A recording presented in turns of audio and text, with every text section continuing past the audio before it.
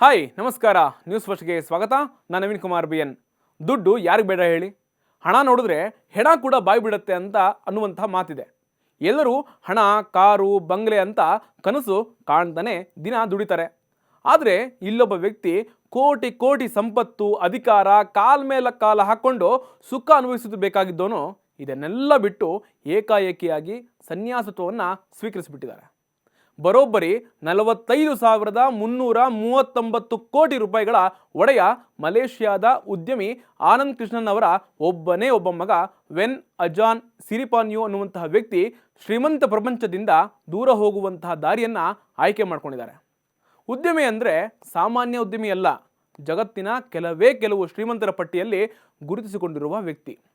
ಮಲೇಷಿಯಾದ 3ನೇ ಶ್ರೀಮಂತ ಆನಂದ್ ಕೃಷ್ಣನ್ ಅವರ ಮಗ ವೆನ್ ಅಜಾನ್ ಸಿರಿಪಾನ್ಯು 45,000 ಕೋಟಿ ಮೌಲ್ಯದ ಸಂಪತ್ತನ್ನೇ ಬಿಟ್ಟು ಕೇವಲ 18ನೇ ವಯಸ್ಸಿನಲ್ಲಿ ಬೌದ್ಧ ಸನ್ಯಾಸತ್ವವನ್ನು ಸ್ವೀಕರಿಸಿದ್ದಾರೆ.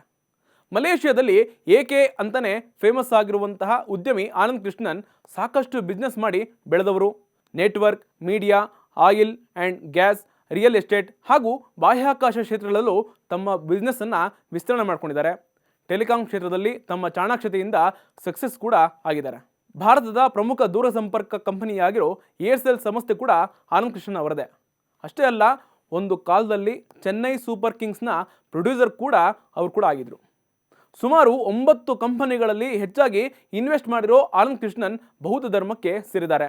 ಬಿಸ್ನೆಸ್ ಜೊತೆಗೆ ಸಾಕಷ್ಟು ಸಾಮಾಜಿಕ ಕಾರ್ಯಗಳಿಂದ ಆನಂದ್ ಕೃಷ್ಣನ್ ಹೆಸರುವಾಸಿಯಾಗಿದ್ದಾರೆ. ಎಜುಕೇಷನ್ ಹಾಗೂ ಜನರಿಗೆ ಸಹಾಯ ಮಾಡುವಂತಹ ಗುಣವನ್ನು ಆನಂದ್ ಕೃಷ್ಣನ್ ಹೊಂದ್ಕೊಂಡಿದ್ದಾರೆ. ಇಂತಹ ಉದ್ಯಮಿ ತಮ್ಮ ಒಬ್ಬನೇ ಒಬ್ಬ ಮಗ ವೆನ್ ಅಜಾನ್ ಕೂಡ ತಂದೆಯ ಬಿಸ್ನೆಸ್ನಲ್ಲಿ ಭಾಗಿಯಾಗಿ ತಮ್ಮ ಚಾಣಾಕ್ಷತೆಯಂತೆ ಬಿಸ್ನೆಸ್ ಬೆಳೆಸ್ತಾನೆ ಅಂತ ಆನಂದ್ ಕೃಷ್ಣನ್ ನಂಬಿದ್ರು.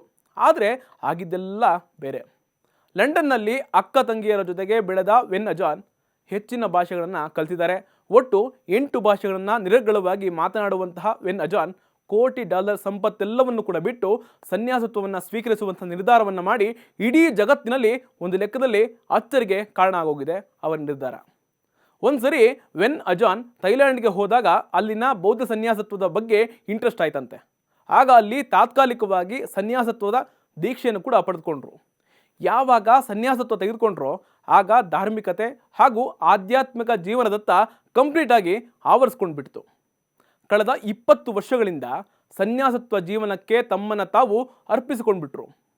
ಸದ್ಯ ಥೈಲ್ಯಾಂಡ್ನ ಮ್ಯಾನ್ಮಾರ್ನ ಗಡಿಯಲ್ಲಿರೋ ಡಿಟಾವೋ ದಮ್ ಅನ್ನುವಂತಹ ಮಠದ ಮಠಾಧೀಶರಾಗಿದ್ದಾರೆ.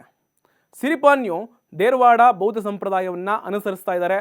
$1 ಮಿಲಿಯನ್ ಬಿಸ್ನೆಸ್ಸನ್ನು ಮುನ್ನಡೆಸುವಂತಹ ಬದಲು ಕಳೆದ 20 ವರ್ಷಗಳಿಂದ ಸನ್ಯಾಸತ್ವ ಜೀವನವನ್ನು ಮುನ್ನಡೆಸ್ತಾ ಇದ್ದಾರೆ. ಅವರನ್ನು ಅನುಸಾರ ಮಾಡುವಂತಹ ಫಾಲೋವರ್ಸ್ಗಳಿಗೆ ಶಾಂತಿ, ಸಮಾಧಾನ, ಆಂತರಿಕ ಶಾಂತಿಯನ್ನು ಬೋಧನೆಯನ್ನು ಮಾಡ್ತಾರೆ. ಅವರ ಸನ್ಯಾಸಿ ಜೀವನವನ್ನು ಬಿಟ್ಟು ಆಗಾಗ ಅವರ ತಂದೆ ಆನಂದ್ ಕೃಷ್ಣನ್ ಅವರನ್ನು ಕೂಡ ಆಗಾಗ ಭೇಟಿ ಆಗ್ತಾ ಇರ್ತಾರೆ. ಸಿರಿಪಾನ್ಯು ಅವರ ತಾಯಿ ಸುಪ್ರಿಂದಾ ಚಕ್ರಬನ್ ಅವರು ಕೂಡ ಥಾಯ್ಲೆಂಡ್ನ ರಾಜ ಮನೆತವರಾಗಿದ್ದಾರೆ.